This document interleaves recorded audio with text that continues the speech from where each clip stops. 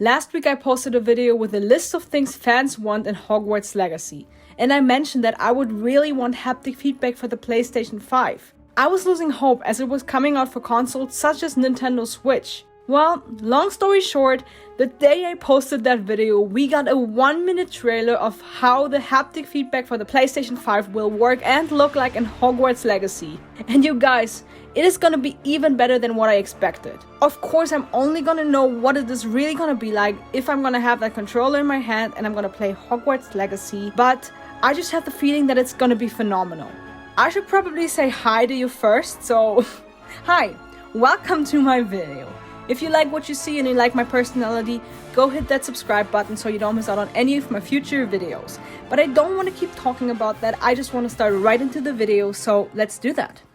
Before I tell you about all these amazing features of the controller, let's talk about two things that will make your experience even better. The first one is definitely the 4K feature that lets you experience the Wizarding World with amazing graphics. If you have played other games on the PlayStation 5 and are lucky enough to own a TV or screen that allows you to play games in 4K, then you know how amazing the graphic nowadays looks. Like, it is getting really hard to differentiate between whether you are watching a movie with real people or playing an animated game. Now imagine actually playing Hogwarts Legacy as your own character exploring Hogwarts and the world around it. It will be such an incredible experience. And the second thing that has nothing to do with the controller but will make this experience even more exciting is the PlayStation 5 headset with its 3D audio. I have personally no experience with that headset, so I can't tell you how big of a difference it really makes, but I hope that I can pick it up before Hogwarts Legacy comes out. So far, I've only heard the sound coming from the TV and the sound effects coming out of the controller, which is already different from what I've experienced before. So I can only imagine how amazing it must sound when you hear things behind, beside, and before or ahead of you or whatever that word is. It's probably in front of you,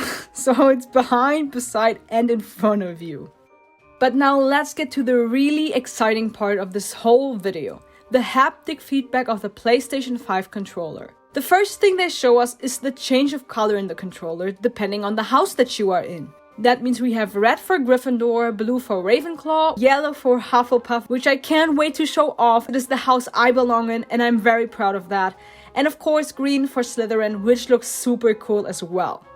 The lights, however, don't really have much to do with the feel in your hands, so they made sure we're gonna have plenty of things to feel with the PlayStation 5 controller. First up, we have the flight sensation, which will be felt in your hands. It is very hard to explain if you haven't really felt it yourself. If you think about the normal vibration of your PlayStation 4 or Xbox controller, then imagine it 10 or 20 times or even 100 times more exciting for the PlayStation 5. The vibration literally flows through your hands. It is just amazing. I'm curious if there will be a big difference between flying on a hippogriff and flying on your broom. Maybe we even get to fly on dragons, even though I doubt that, but that would be super cool too. And I think the vibration moving through your hands might just be even more intense when you fly on a dragon, in case that's possible, than on a hippogriff or a broom.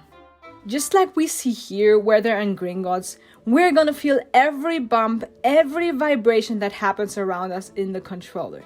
That is gonna be felt in our jumps, dodge rolls, and walking through grass or a forest, as well as many more things. It is such a different but very important experience, and I can't wait to feel it. The last thing they show is probably my most anticipated and most liked feature of the controller, the adaptive triggers. Since I got the PlayStation 5, I cannot imagine playing without them anymore. Not that all the other features aren't amazing, but these adaptive triggers and the way it changes the experience of the game is what makes this controller so next gen for me. Sure, the console in general is pretty amazing itself, but it would not be close to being as amazing or different without the controller. At least for me, okay, so don't come at me.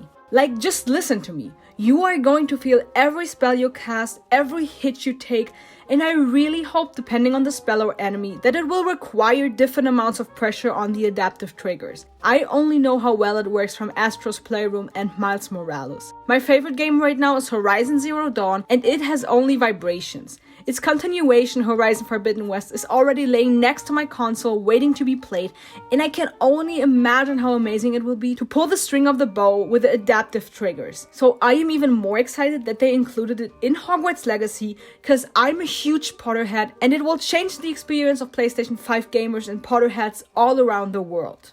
This and so much more is gonna await us at the end of 2020, and I am stoked. With this video, I'm not trying to hate on other consoles like Xbox or Nintendo Switch. In fact, I do own a Nintendo Switch and I love it. But when it comes to the gaming experience, a PlayStation 5 is simply superior. Period. Give this video a thumbs up if you enjoyed it and subscribe because it makes you cool. That was it for this video. Thank you so much for watching. I will see you next time. Until then, bye.